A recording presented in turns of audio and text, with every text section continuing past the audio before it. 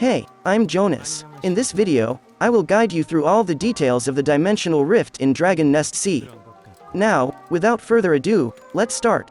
First, we will tackle Dimensional Rift Dungeon Invaders, and then we will move on to Dimensional Rift Inner Stage. Okay, let's now answer the first question. What is Dimensional Rift? Dimensional Rift is a stage extension of a dungeon after clearing it, where you can farm and obtain the new heraldry system known as Eternal Enhancement Heraldry. So, where can I find and enter the Dimensional Rift portal?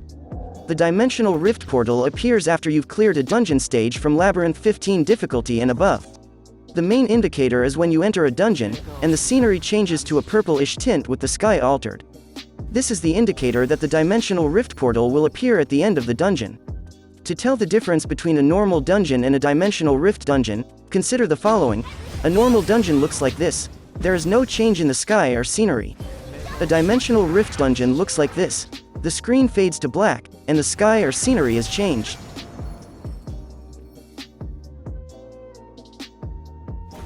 To enter the Dimensional Rift portal, you will need 25 dimensional map pieces. Please take note that if you're in a party, the other party members must also have 25 dimensional map pieces if you want to enter together. So, where can we get dimensional map pieces?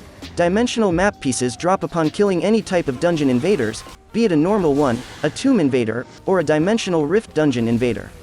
Here is the drop rate amount table of dimensional map pieces for every dungeon invader in each labyrinth difficulty. Please take note that dimensional map pieces start to drop from dungeon invaders at Labyrinth 15 difficulty and above. Please also take note that Dimensional Rift invaders only appear in a dungeon when the sky or scenery is changed. To tell the difference between a normal dungeon and a Dimensional Rift dungeon, consider the following. A normal dungeon looks like this. There is no change in the sky or scenery. A Dimensional Rift dungeon looks like this. The screen fades to black, and the sky or scenery is changed. Please take note that there's a low chance that a Dimensional Rift portal will appear. That doesn't require 25 dimensional map pieces to enter. The main indicator is when the portal color is purplish. The normal color of the Dimensional Rift portal is deep blue. If this is the color of the portal that appeared, it means it requires 25 dimensional map pieces to enter. If the color of the portal is purplish, it means it doesn't require 25 dimensional map pieces to enter. Okay, now that you know how to get dimensional map pieces, let's enter the Dimensional Rift Inner Stage. Please take note that the 25-dimensional map piece will only be consumed when you enter the Dimensional Rift portal, not when it appears.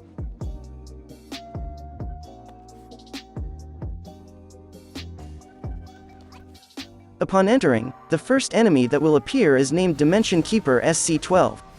Please take note that Dimension Keeper SC12 only appears at the start of the Dimension Rift, and there's also a low chance of its appearance on Dimensional Rift dungeon stages.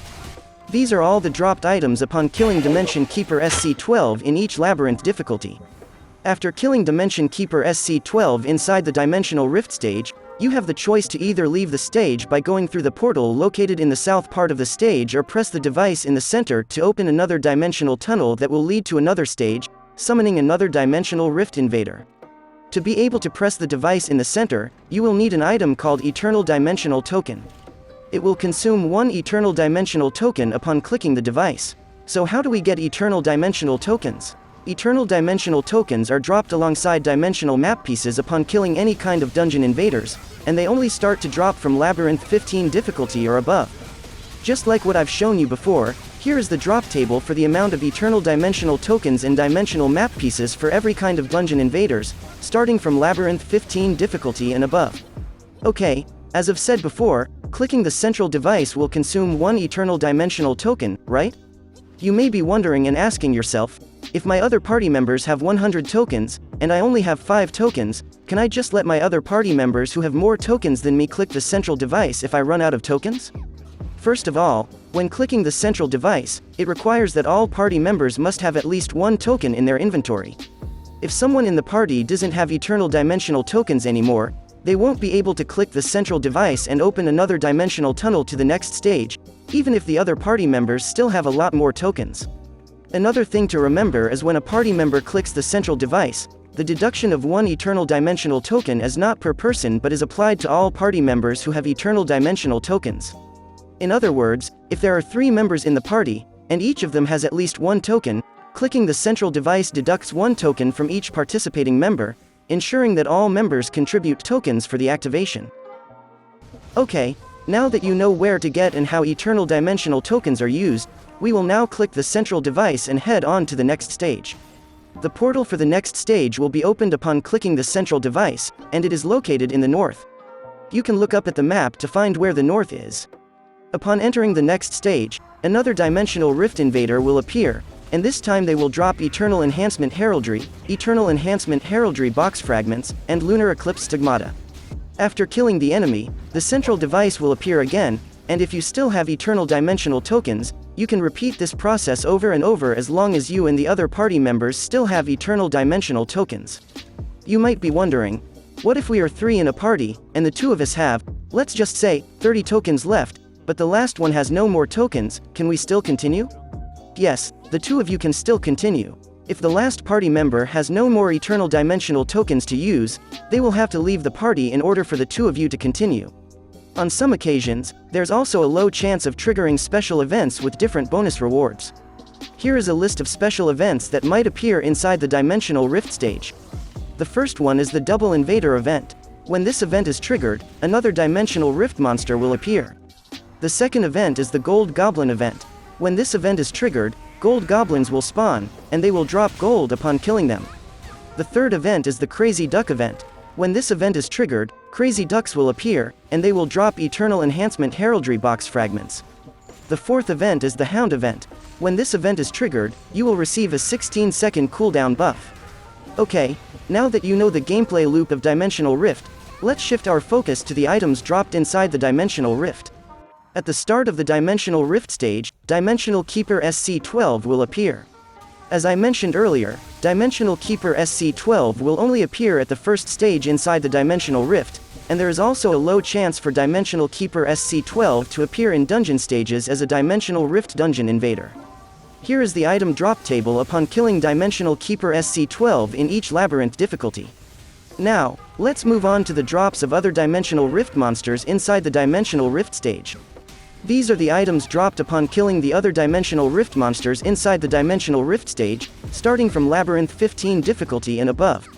The first one is Eternal Enhancement Heraldry, which is the new heraldry system that will be replacing the Vibrant Heraldry system. The second item is the Eternal Enhancement Heraldry box fragments, which can be used to purchase an Eternal Enhancement Heraldry box from the Priestess of Darkness NPC in the stage shop.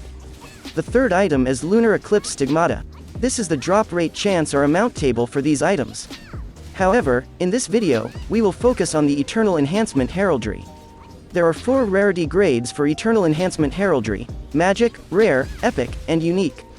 As you can see, the higher the rarity, the lower the drop chance. And then there are also 2 categories of Eternal Enhancement Heraldry. The first one is the normal type, and the other is special. Aside from the rarity grade and category type, there are also different variants for Magic and Rare grade Eternal Heraldry. For the Magic grade, there are 2 variants, for the Rare grade, there are 3 variants, and for the Epic and Unique grade, there is only 1 variant each. You might be wondering now, what is the difference between these variants? Their only difference is the amount of physical and/or magic attack stats in each variant. For example, I have these 2 Magic grade Intellect Eternal Heraldries. The one with 200,000 attack power and magic attack power is the Magic grade variant number 1, while the one with 180,000 attack power and magic attack power is the Magic grade variant number 2. Here's the full table charts for each Eternal Enhancement Heraldry. Feel free to pause the video to see each in detail.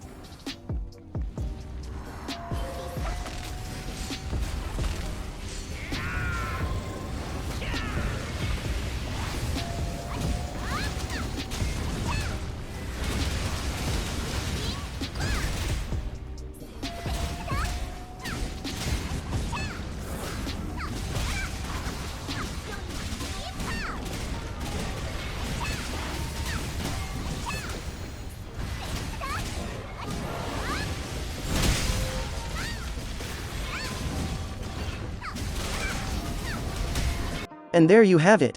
Before you go, please leave a like, share this video with your friends, and consider subscribing to the channel for more videos like this. That's all for this video. Thank you for watching, and I'll see you in the comment section below.